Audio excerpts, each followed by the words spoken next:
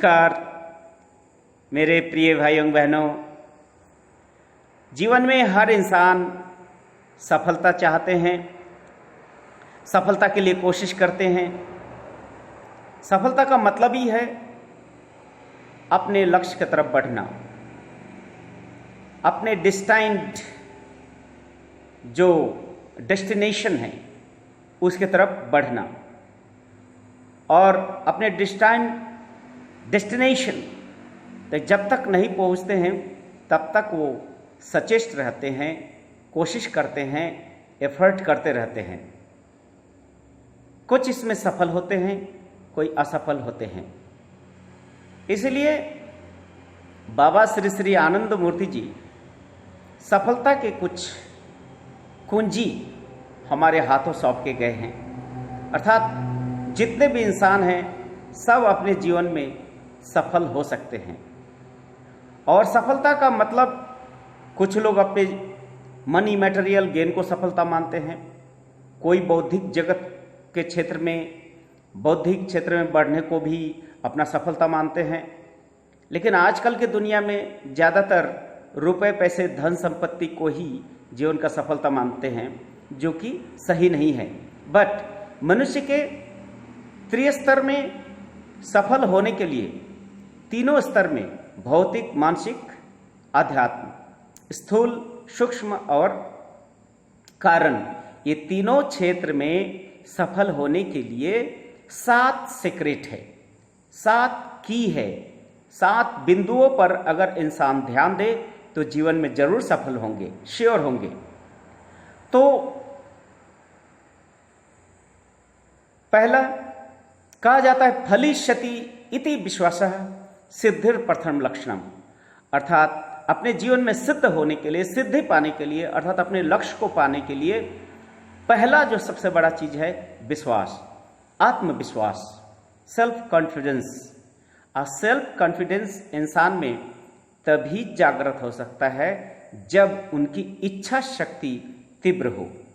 इच्छा शक्ति मनुष्य के निर्भर करते हैं उनके मन की शक्ति से।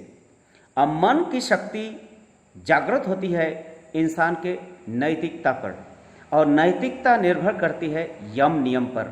यम नियम के 10 अंग है: अहिंसा, सत्य, अस्तेय, अपरिग्रह, ब्रह्मचर्य। अहिंसा और सत्य 2 नियम को पालन करने से मन में ऋजुता आती है, सरलता आती है। इस सरलता ही मन में अफुरंत इच्छा शक्ति को जागृत करता है, विल फोर्स को जागृत करता है।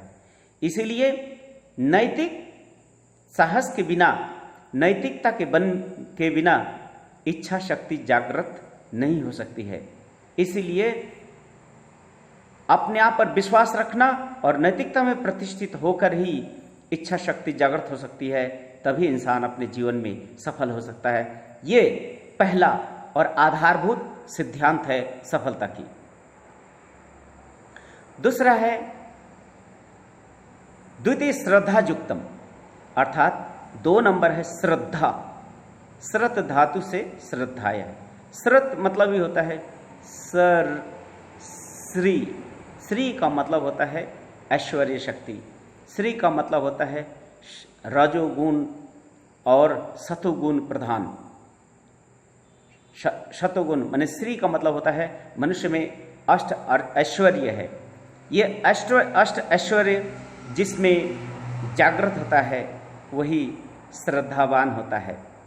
और जिनमें रजोगुण सतोगुण प्रधान होता है उसमें भी अपने सेल्फ एस्टीम और आत्मसम्मान बहुत ही, आत्मसम्मान का मतलब अहंकार नहीं होता है।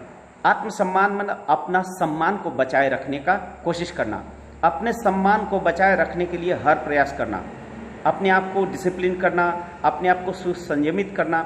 ये सारे चीज रेवरेंस, जिस तरह से आप अपने आप सम्मान पाना चाहते हैं उसी तरह से दूसरों को भी सम्मान देना भी आपका कर्तव्य बनता है।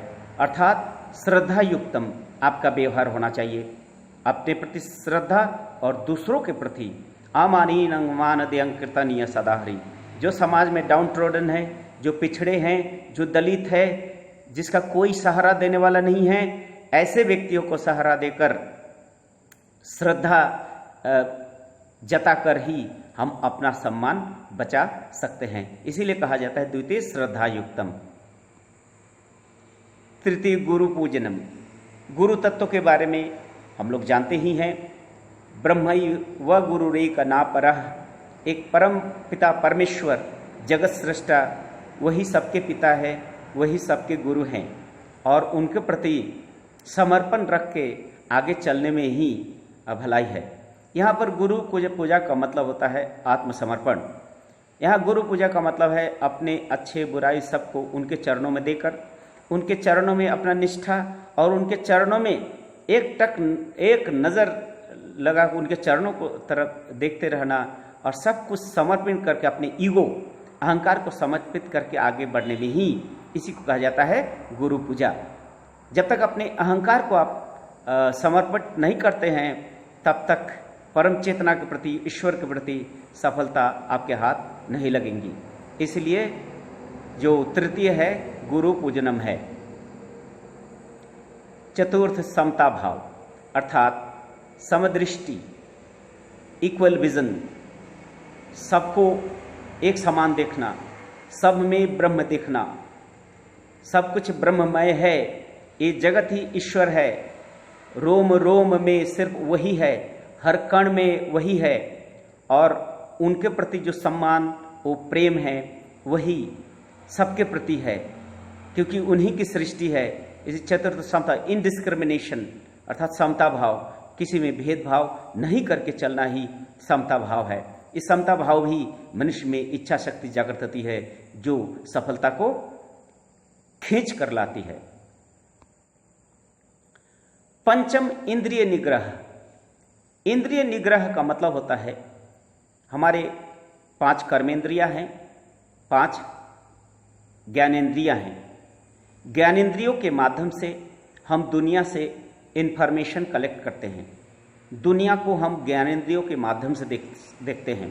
कह सकते हैं ज्ञानेंद्रिया हमारा मन का दरवाजा है। मन तक पहुंचने के लिए ज्ञानेंद्रियों को सहारा जरूरत होती है। ज्ञानेंद्रियों में अगर किसी तरह की दुर्बलता या कमजोरी होती है, हम दुनिया को सही रूप में ग्रहण नहीं कर पाते हैं। इसलिए इंद्रियों पर संयम रहना, इंद्रियों पर कंट्रोल रहना, ये बहुत ही जरूरी है। और इंद्रियों पे नियंत्रण करने के लिए जैसे भगवान बुद्ध ने कहा है, चक्षुना संबर साधु, साधु घ्राणेन संबर, वाचाय संबर साधु, साधु शब्द संभरो।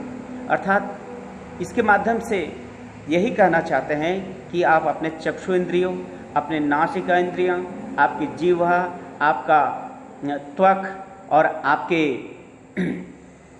श्रुति कर्ण, ये इस पर आपको नियंत्रण नहीं होगा तो गलत चीज़ों को ही आप दिमाग में लेंगे और गलत चीज़ ही आपके मन को डिस्टर्ब कर देगा, मन को चंचलता बढ़ा देगी, इच्छा शक्ति कम हो जाएगी और इच्छा शक्ति का अभाव में इंसान सफल नहीं हो पाते हैं। इसलिए सेल्फ रिस्ट्रेंट अर्थात आत्मसंयम और इंद्रियों पे ये निग्रह संयम बहुत ही जरूरी है। छठा है परिमित आहार। परिमित आहार का मतलब होता है बैलेंस डाइट। बैलेंस डाइट का मतलब होता है आपके शरीर में जो भी न्यूट्रिशन चाहिए, carbohydrates, vitamin, minerals, fats, protein, salt, ये सारे चीज़ अगर प्रोपोर्शनेट रूप में संतुलित मात्रा में आपके शरीर में होता है तो आपका शरीर सुचारू ढंग से काम करता है, आपका मस्तिष्क भी काम करता है। लोगों का कहना है कि जम के खाओ, जम के काम करो।